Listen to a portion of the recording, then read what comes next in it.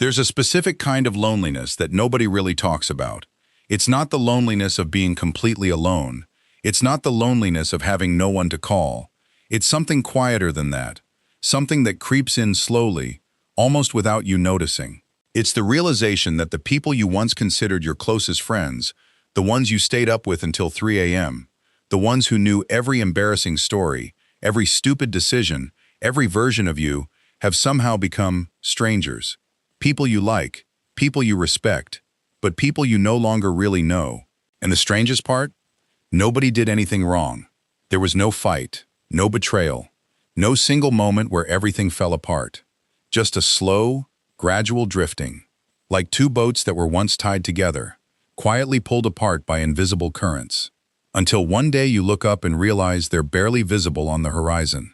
If you felt this, you're not broken, you're not a bad friend, and you're definitely not alone.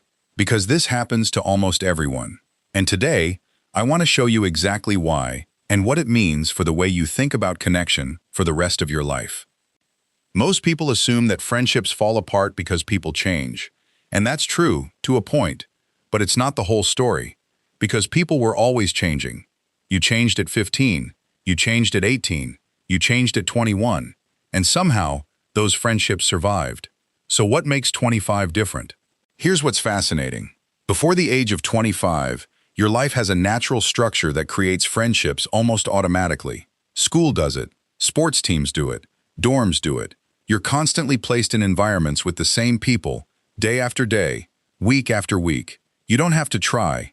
Proximity does the work for you.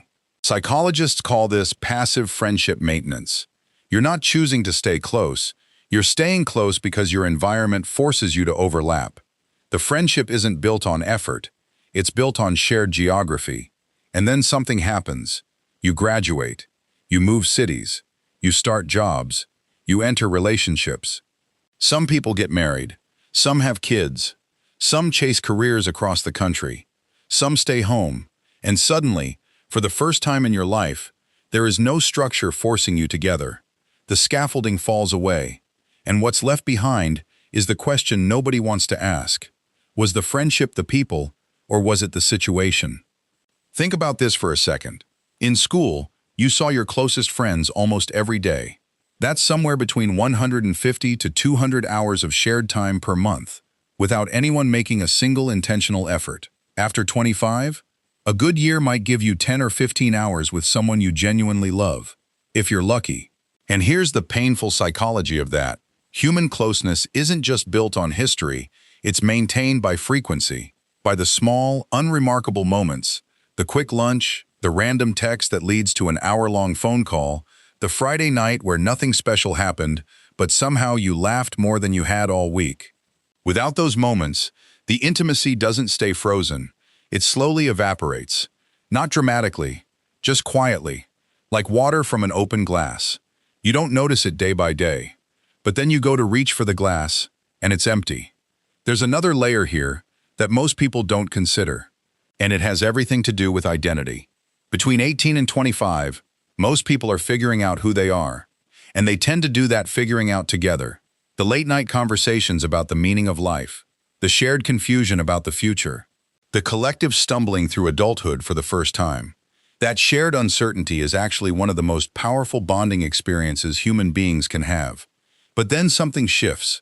People start to settle into who they are. Values crystallize. Priorities clarify. Life paths diverge. And suddenly, the thing that bound you together, the beautiful chaos of not knowing, starts to disappear. And in its place, something uncomfortable arrives. You realize that the person you've known for 10 years is living a life that looks almost nothing like yours. Different schedules, different values, different things to talk about, and the conversations that once felt electric now feel like work. Has this ever happened to you? You get together with an old friend after months apart, and the first hour is wonderful, but by hour 2, you're both running out of things to say. And you leave feeling strangely hollow, a little guilty, like something is wrong with you, when really, nothing is wrong at all. Here's where it gets really interesting, because it's not just about logistics or identity. There's a deeper psychological phenomenon happening underneath all of this. Researchers who study social connection have found something remarkable. The number of close friendships a person has tends to peak around the ages of 17 to 25, and then it begins a long, gradual decline that continues for the rest of most people's lives. Not because people stop wanting friends, but because the emotional cost of maintaining deep friendships rises, while the time and energy available for that maintenance shrinks. Kids, careers, aging parents, financial pressure, the invisible weight of adult life starts pressing down, and somewhere in the middle of all of it, friendships get quietly deprioritized.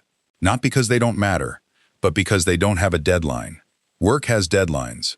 Parenting has deadlines. Your mortgage has a very strict deadline. But your friendship?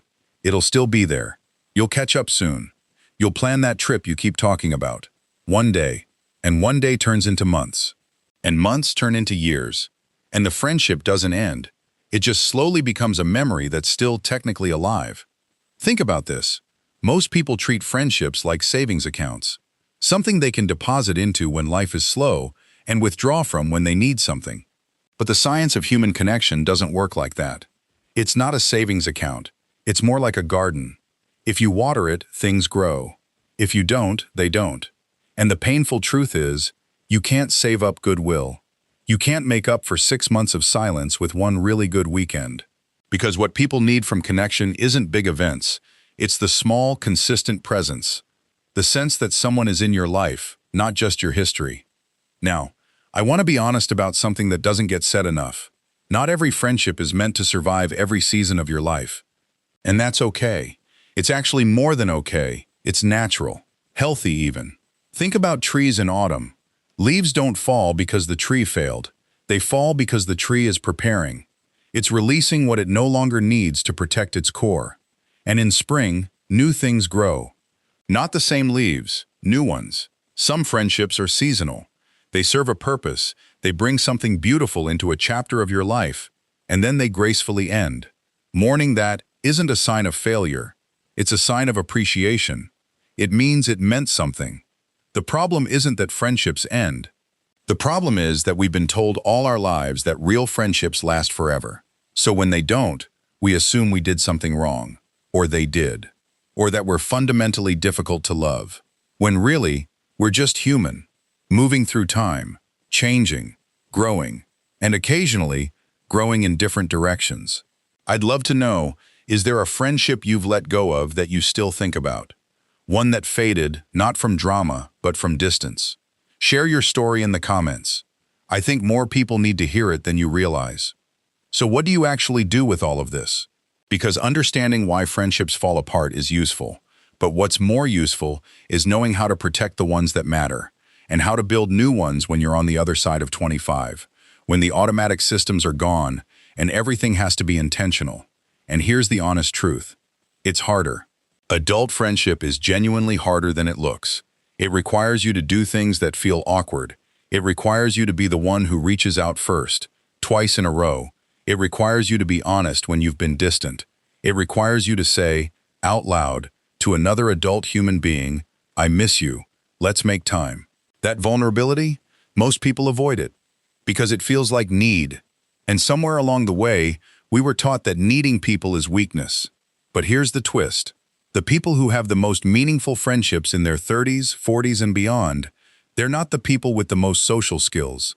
They're not the most charming or the most outgoing. They're the ones who are willing to be intentional, to make the call, to book the dinner, to say the thing, to show up consistently, even when life was full. There's a concept I think about a lot. It's called the ambient awareness of friendship. It's the feeling of simply knowing someone is in your corner, without needing constant contact to prove it. And the fascinating thing is, that feeling isn't built in dramatic moments. It's built in tiny ones. A meme sent at random, a quick voice note on a Tuesday, a text that says, thinking of you and nothing else. Those micro moments of contact are the glue. They don't require much, but they require something. And most people underestimate how powerful that something is. Now think about this. What if the friendships you're most afraid of losing are still salvageable? Not with a big conversation, not with a grand gesture, but with one small, genuine reach? Here's the final thing I want to leave you with. The loneliness that comes from fading friendships isn't a sign that something has gone wrong in your life. It's a sign that you've grown, that you've entered a new chapter, that the map you had no longer matches the territory. And that's actually an invitation, not to grieve what's gone, though some of that is healthy, but to begin consciously building what comes next, to choose the people you want to bring with you, to release the relationships that were always meant to be temporary, and to stop waiting for life to create connection automatically, the way it did when you were young, because it won't anymore. That season is over, but something better is possible now. Friendships you chose, friendships you built deliberately, friendships where both people know what they mean to each other, not because they ended up in the same classroom, but because they decided to stay. That kind of friendship is rarer, but it's deeper than anything you had before, and it starts with the exact same thing it always has: showing up.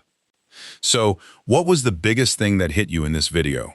Maybe it was the realization that your friendships weren't failing, just changing. Maybe it was recognizing a specific person you've been meaning to reach out to. Maybe it was the tree analogy, or the idea that you've been treating friendship like a savings account instead of a garden. Whatever it was, share it in the comments. I read them, and I think you'll find that more people feel exactly what you feel than you realize. If this video meant something to you, like it, subscribe, and turn on notifications. There's so much more on the way, and I'll see you in the next one.